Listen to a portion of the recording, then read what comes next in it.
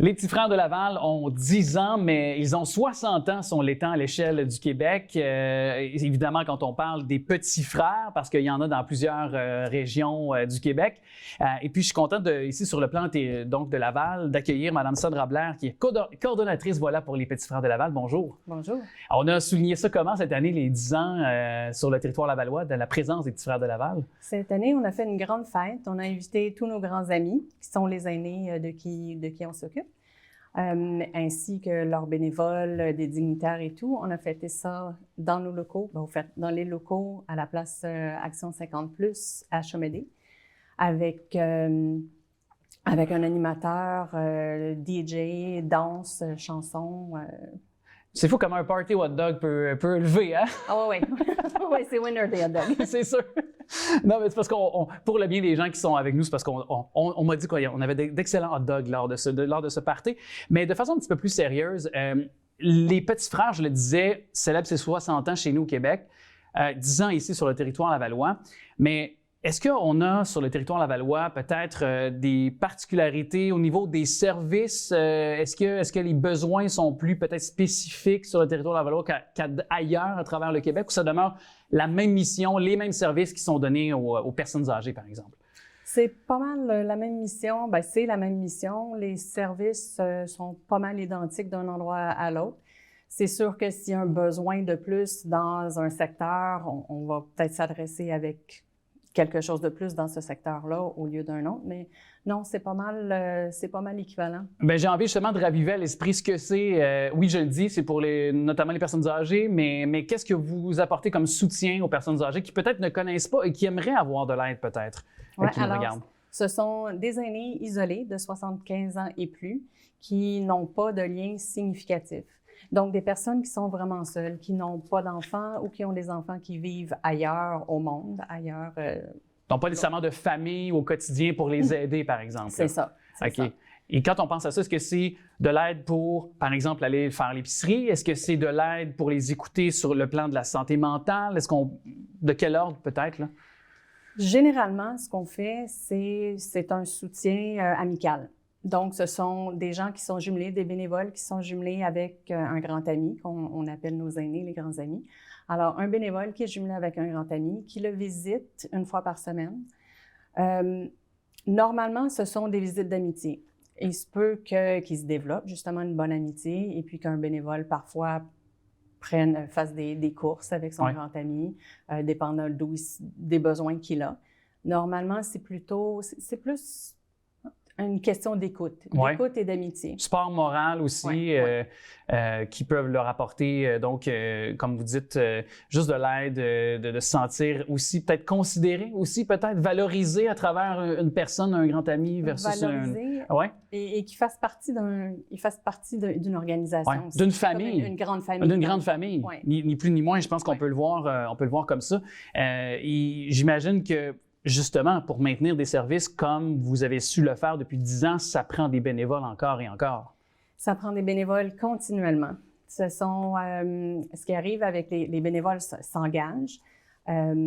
Parfois pendant des années. On en a qui sont avec les Petits Frères depuis plus de 40 ans. On en a d'autres qui font un certain temps, donnent ce qu'ils peuvent et puis doivent quitter. Puis à ce moment-là, on les remplace, on les jumelle, on trouve quelqu'un d'autre pour jumeler leur grand ami avec eux. Est-ce que ça prend une personne de 70, 75 ans du même âge que de votre clientèle pour pouvoir les épauler, les guider, ou au contraire, tous âges, des gens qui... Moi, j'ai 35 ans, par exemple, je peux dans la mi-trentaine, m'impliquer avec vous? Oui, absolument. Absolument. Parce qu'on a des jumelages. J'ai une dame qui doit avoir 80, je pense 80 quelques, qui est jumelée avec une jeune étudiante de 23 ans. Ça va très bien. Ils se sont trouvés des choses en commun. Dans d'autres circonstances, on a des gens qui ont 35 ans et 90. C'est vraiment pas lié à l'âge, mais plutôt aux intérêts des deux personnes et puis aux choses qu'ils ont en commun. Puis pensons à ce que vous venez de dire. Moi, j'ai tellement... mon grand-père, je fais une grande parenthèse, mais il a 93 ans et je suis toujours...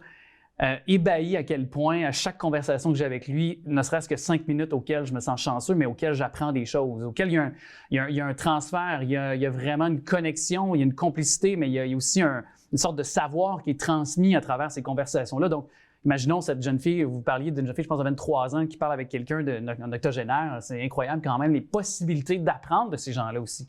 Vice-versa, d'apprendre l'un de l'autre aussi. Là. Oui, c'est incroyable, la connaissance qu'ils ont, là, l'historique, le vécu que ces gens ont, l'expérience encore. Oui. Oui. Et ni plus ni moins. Et là, bon, évidemment, cette aide que vous apportez aux personnes âgées de 75 ans et plus, ça se traduit 365 jours par année, même durant la période des fêtes. Vous allez inviter des gens, je pense, pour un goûter le 22 décembre prochain, c'est ça? Oui, oui. On a un dîner de Noël qui se fait le 22 décembre. Il se fait cette année à la résidence Le Renoir de Laval. Oui. On va avoir un Père Noël, on va avoir un musicien, ça va être un vrai repas traditionnel. Okay. C'est pas un party hot dog, là. Non, c'est pas cette fois-là. OK, c'est bon. Non, pas de hot dog cette fois-ci. OK. Donc, vraiment un repas traditionnel de Noël. Comme dans le bon vieux temps, comme le veut l'expression, peut-être comme eux ont vécu jadis. On espère. Oui. Ben, peut-être faire recréer, parce que c'est ça, Noël aussi, c'est de faire recréer des souvenirs, c'est de ramener cette nostalgie, cette douce nostalgie. Fait que je pense que vous pouvez contribuer évidemment à raviver ça à l'esprit des gens.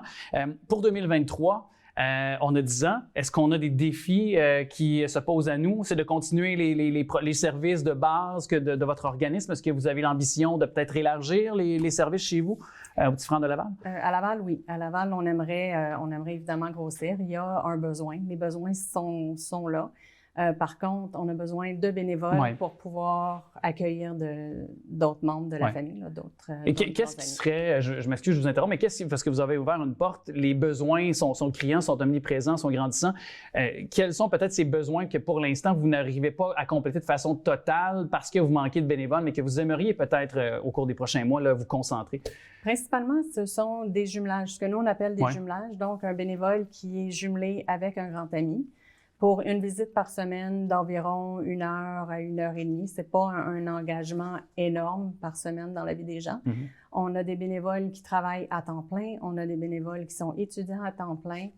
On en a qui travaillent à temps plein, qui étudient et qui font du bénévolat quand même. Alors, c'est tout. Vous prenez toute l'aide qui vous est permise d'avoir. Est-ce que seulement que moi, mettons, je suis chez moi, je regarde notre entrevue, notre entretien et je me dis, OK, j'ai peut-être pas le temps de me déplacer ou j'ai peut-être pas de voiture, mais j'aimerais quand même donner au suivant, donner du temps. Est-ce que de faire un téléphone d'amitié, par exemple, est-ce que ça peut convenir aussi? Tu sais, ne serait-ce que d'être une oreille, mais au téléphone pour une personne âgée, par exemple, est-ce que ça peut venir combler des besoins, aussi répondre à la demande chez vous? Dans certains cas, oui.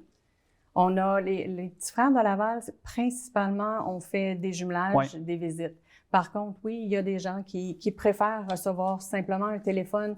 Et puis souvent, ils commencent avec un téléphone. Et puis une fois qu'ils sont à l'aise avec une personne, là, à ce moment-là, bien, ils cherchent un petit peu plus. Puis à ce moment-là, on peut soit leur trouver un bénévole pour visiter, ou sinon, parfois, le bénévole qui téléphone décide que en fin de compte, j'aimerais ça rencontrer cette personne-là. Il y a un lien de confiance qui se crée avec le temps, avec de part et d'autre finalement, je pense, avec les gens qui peuvent en bénéficier. Bien, en tout cas, c'est avec grand plaisir de vous avoir reçu.